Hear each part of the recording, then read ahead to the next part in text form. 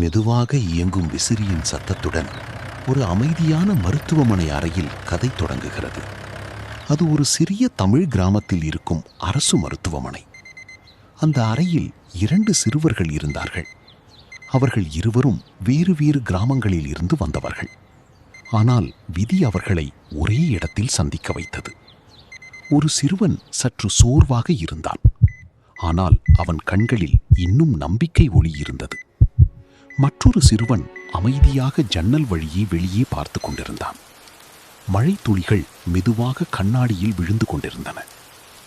நாட்கள் செல்ல செல்ல அவர்கள் ஒருவரை ஒருவர் கவனிக்கத் தொடங்கினார்கள்.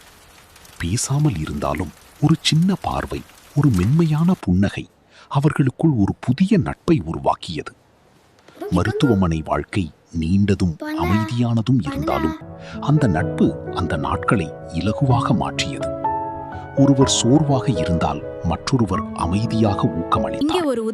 ஒருவர் சிரித்தால் மற்றொருவரின் மனமும் உயர்ந்தது. அவர்கள் மெதுவாக ஒருவருக்கொருவர் துணையாக மாறினார்கள்.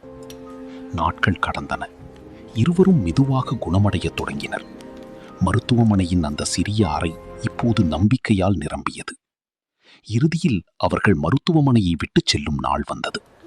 அது மகிழ்ச்சியும் சோகமும் கலந்த ஒரு தருணமாக இருந்தது. ஆனால் அந்த சிறிய மருத்துவமனை அறை அவர்களுக்கு ஒரு பெரிய பாடத்தை கற்றுக் கொடுத்தது. அது என்னவென்றால், அன்பும் நட்பும் இருந்தால் எந்த சூழலிலும் வாழ்க்கை அழகாக மாறும் என்பதை. அந்த 2 சிறுவர்களின் நட்பு அவர்களின் இதயத்தில் என்றும் அழியாத ஒரு இனிய நினைவாக மாறியது.